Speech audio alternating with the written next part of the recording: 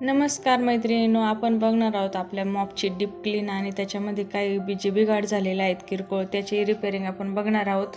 आणि ते क्लीन करण्याचा व्हिडिओ तुमच्याबरोबर शेअर केलेला आहे, कारण त्याच्याबरोबर मला त्याच्यामध्ये झालेले बिघाड हे देखील तुमच्यासोबत शेअर करायचे आहे. आणि तुम्ही बघू शकता इथे मी जो मॉप प्रेस करतोय तो असा एका साईडला कलांड असा पडला होता आणि ते एक प्रेसही होत नाही. हे दोन बिघाड मी कसे दुरुस्त केले हे तुमच्यासोबत मी शेअर करणार आहेत. तर अत्यंत एक बारीकसा खडा जो हरभऱ्याच्या दाण्या एवढा किंवा वाटाण्याच्या दाण्या एवढा खडा यूज करून मी आपला मॉप असतो तो दुरुस्त केलेला आहे. आणि त्याच्यासाठी मी खालून थोडासा हात घालून आणि घट्ट पकडून ठेवला आणि वरतून ते जे भांडं असतं स्टीलचं ते मी असं गोल गोल फिरून घेतलं आणि ते सैल झालं. आणि त्याच्यानंतर मी ते वेगळं करून घेतलेलं आहे. त्याला खालून त्याला खालच्या साईडने कुठल्याही प्रकारचे आटे नसतात, ते फक्त एकावर एक ठेवलेलं असतं आणि ते गोल फिरत असतं. परंतु हे सारखं प्रेस करून हे भांडं 4 वर्ष असं जुनं झालेलं आहे आणि सारखं प्रेस करून आणि त्याचा अगदी असा तो गाळा पडलेला आहे. म्हणजे त्याचं जे होल असतं, छिद्र असतं, त्याचा थोडा असा आकार मोठा झालेला आहे. त्याच्यामुळे ते वरचं भांडं त्याच्यामध्ये असं फिट्ट बसतं आणि ते प्रेस करताना असं गोल गोल फिरत नाही. त्याला तो जो फिरण्याचा प्रेस आहे तो जाम झालेला आहे. तर मी एक खडा वापरून ते भांडं कसं दुरुस्त केलं ते तुम्ही व्हिडिओमध्ये पुढे बघू शकता. आणि तुम्ही बघू शकता एका साईडने ओपन असतं तर ते आपण क्लीन करून घेतो, पण ते स्टीलचं भांडं असतं जे गोल फिरतं त्याच्या खाली खूप सारा कचरा असा साठलेला आहे, धूळ साठलेली आहे आणि त्याची मला क्लीन करून घ्यायचं आहे. तर ज्या वस्तूंनी आपण आपलं घर स्वच्छ करतो त्या वस्तूंची देखील डीप क्लीन करणं अत्यंत गरजेचं असतं. नाहीतर कसं असतं की आपण ज्या कपड्याने ओटा पुसतो तो कपडाच खराब आणि ज्या मॉपने फरशी पुसतो तो मॉपच खराब. तर याला तर डीप क्लीन म्हणत नाही. तर ज्या वस्तू आपल्या घर स्वच्छ करण्यासाठी मदत करतात त्या वस्तू स्वच्छ ठेवणं अत्यंत गरजेचं असतं. तर काठाकोपऱ्यामध्ये अशी स्वच्छता करणं तर प्रत्येक घरामध्ये असं गरजेचंच आहे. तर मी आज देखील मॉपची डीप क्लीन करण्यासाठी घेतला आणि तुम्ही बघू शकता थोडंसं कपड्यांचा पावडर टाकला, पाणी सोडलं आणि असं जो बेसिंग साफ करण्याचा ब्रश असतो त्याने ते असं रब करून घेतलेलं आहे. तर तुम्ही या ठिकाणी गरम पाणी टाकून आणि थोडंसं पावडर टाकून 15-20 मिनटं भिजवून जर दिलं असतं तर अत्यंत छान पद्धतीने त्याची क्लिनिंग झाली असती. परंतु तुम्हाला व्हिडिओ शेअर करायचा होता आणि एवढा वेळ वाया घालवण्यापेक्षा मी इन्स्टंट असं तुम्हाला दाखवलेलं आहे. आणि तेही अगदी छान निघालं. आणि तो जो बेसिंग साफ करण्याचा ब्रश होता त्याने असे काटकोपरे पूर्णपणे निघालेले नव्हते. तर मी इथं काड्यांचा झाडू असतो त्याची मदत घेतली आणि राहिलेली जी क्लिनिंग आहे ती याने होऊन गेली.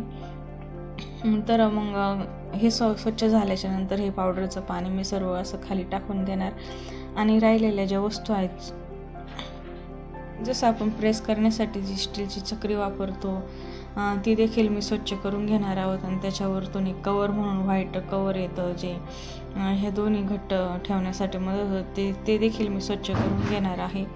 आणि ह्या वस्तू स्वच्छ झाल्याच्या नंतर त्याला 15 ते 20 मिनटासाठी मी उन्हात ठेवून घेणार आहेत. त्या अत्यंत कोरड्या करून घ्यायच्या, त्याच्यामुळे त्याला खालच्या बाजूने कुठल्याही प्रकारचा गंज चढणार नाही. जेव्हा आपली फरची पुसून होते तेव्हा आपण ते पाणी लगेचच खाली टाकून देऊन आणि त्या वस्तू थोड्या वेळासाठी उन्हात ठेवणं खूप गरजेचं असतं. काही घरांमध्ये ऊन बिलकुल येत नाही, तर गॅलरीमध्ये 10 ते 15 मिनटांसाठी पाणी टाकून आणि ह्या वस्तू उन्हामध्ये ठेवून घ्यायच्या असतात स्वच्छ धुवून झाल्याच्या नंतर. कारण हे भांडं स्टीलचं आहे तर ते पूर्ण स्टीलचं नसतंच, तर त्याला आधी ते आतमध्ये लोखंडी असतं, त्याला स्टीलची पॉलिश असते आणि त्याला गंजही चढू शकतं आणि आपल्या त्या भांड्यांना गंज चढण्याची शक्यता असते. त्याच्यामुळं प्लास्टिक जरी असलं तरी स्वच्छ धुवून झाल्याच्या नंतर फरची पुसून झाल्याच्या नंतर आपल्याला 10 ते 15 मिनटांसाठी उन्हात ठेवणं, हवेशीर ठेवणं खूप गरजेचं असतं.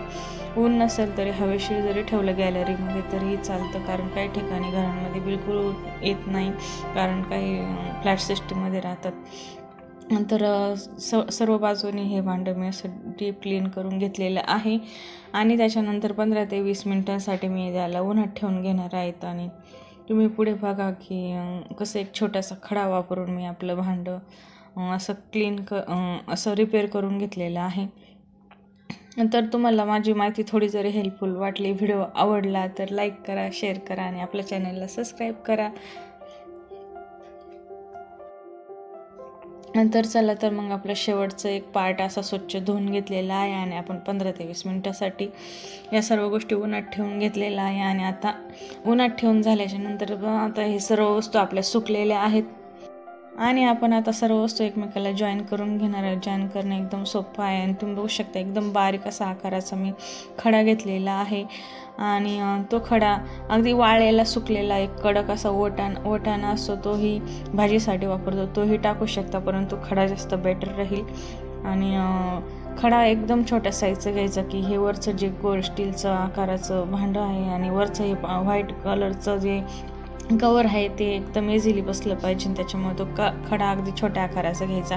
आणि तुम्ही बघू शकता की असं सहज जरी प्रेस केलं तरी ते फिरायला लागलं आहे. मी इथे तुम्हाला पाणी टाकून फिरून दाखवलेलं नाही, परंतु असं ते एक डेमो दाखवलेला आहे, तर तुम्ही बघू शकता अत्यंत इझिली फिरता. आणि इथे जे तुम्ही बघू शकता थोडंसं व्हायबल झालं, तर तो हा माझा दुसरा बिघाड आहे. तर तिथे इथे एक नट येतो, तर तिथे तुम्ही ऑइल सोडायचं आहे अर्ध्या तासासाठी आणि नंतर एक छोटा स्क्रू ड्रायव्हर मिळतो, एका छोट्याशा स्क्रूने तो नट टाईट करून घ्यायचा आहे. त्याच्यामुळं मग हे असं जे भांडं व्हायबल होतं आपलं, तो पोछा व्हायबल होतो, तर तसा तो व्हायबल होणार नाही.